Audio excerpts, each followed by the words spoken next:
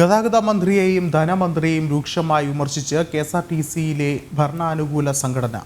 ധനവകുപ്പിന് തോന്നുമ്പോഴാണ് കെഎസ്ആർടിസിക്ക് പണം അനുവദിക്കുന്നത്.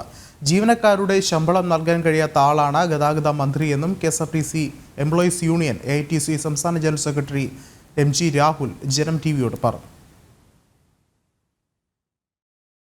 ഏപ്രിൽ മാസത്തെ ശമ്പളവും മെയ് മാസത്തെ ആദ്യ ഗഡുവും 15ആയിട്ടും നൽകാത്തതിൽ പ്രതിഷേധം ശക്തമാക്കുകയാണ് കെഎസ്ആർടിസിയിലെ ജീവനക്കാർ. കെഎസ്ആർടിസിക്കുള്ള പണം സമയത്തിന് അനുവദിക്കാത്ത ധനമന്ത്രിയെയും കൃത്യമായ ഇടപെടലിലൂടെ പണം നേടിയെടുക്കാത്ത ഗതാഗത വകുപ്പ് മന്ത്രിയെയും രൂക്ഷമായ ഭാഷയിലാണ് കെഎസ്ആർടിസിയിലെ ഭരണാനുകൂല സംഘടനയായ എഐടിസി വിമർശിക്കുന്നത്. ആരെവിടെ സന്ദർശനത്തിന് പോയാലും തൊഴിലാളികളെ പട്ടിണിയാക്കാതെ അവരുടെ പ്രശ്നങ്ങൾക്ക് പരിഹാരം ഉണ്ടാവണം. കാരണം ഞങ്ങളിവിടെ പണിയെടുത്തുകൊണ്ടിരിക്കുകയാണ്. മറ്റെല്ലാവരും എല്ലായിടത്തും പോകുമ്പോൾ കെഎസ്ആർടിസി തൊഴിലാളിക്ക് എങ്ങും പോകാൻ നിവൃത്തിയില്ല. അവന് 16 ഡ്യൂട്ടി നിർബന്ധമാണ്.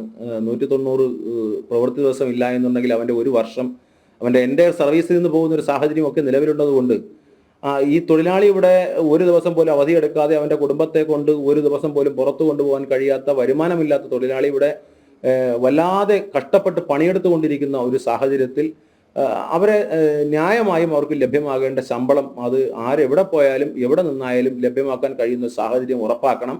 അതിന് സാമ്പത്തികം ഉറപ്പാക്കേണ്ട ഉത്തരവാദിത്വം ഗവൺമെന്റിനും ധനകാര്യ വകുപ്പിനുമുണ്ട്. അതിനകത്ത് മുൻകൈ എടുക്കേണ്ട ഉത്തരവാദിത്വം ഗതാഗത വകുപ്പ് മന്ത്രിക്കും ഗതാഗത വകുപ്പിനുമുണ്ട്. കെഎസ്ആർടിസി മാനേജ്മെന്റ് ഈ പണം നേടിയെടുക്കാനുള്ള ഉത്തരവാദിത്തമുണ്ട്.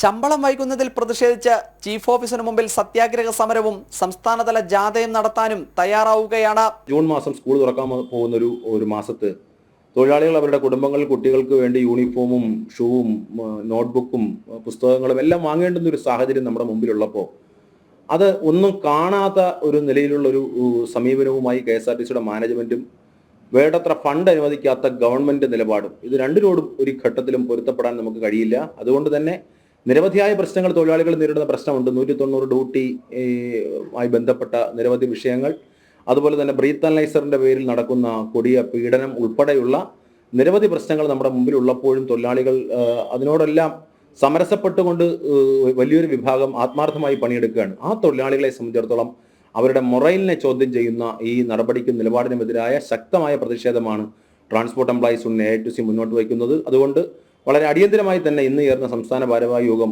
ഈ മാസം 21, 22 തീയതികളിൽ ദ്വിദിന സത്യാഗ്രഹം അതിൻ്റെ പ്രക്ഷോഭത്തിൻ്റെ ഒരു ഘട്ടത്തിൻ്റെ തുടക്കം എന്ന നിലയിൽ ഏറ്റെടുക്കാനും ഈ വിഷയങ്ങൾ ഉന്നയിച്ചുകൊണ്ട് അടുത്ത മാസം ജൂൺ മാസത്തിൽ വലിയ പ്രക്ഷോഭ ജാഥ ഉൾപ്പെടെയുള്ള പരിപാടികളിലേക്ക് നീങ്ങാനുമാണ് ഇപ്പോൾ തീരുമാനമെടുത്തിട്ടുള്ളത്. ഭരണത്തിലുള്ള മുന്നണിയുടെ തൊഴിലാളി സംഘടന തന്നെ സമരത്തിനിറങ്ങുന്നതിൽ മന്ത്രിക്കും അമർഷമുണ്ട്.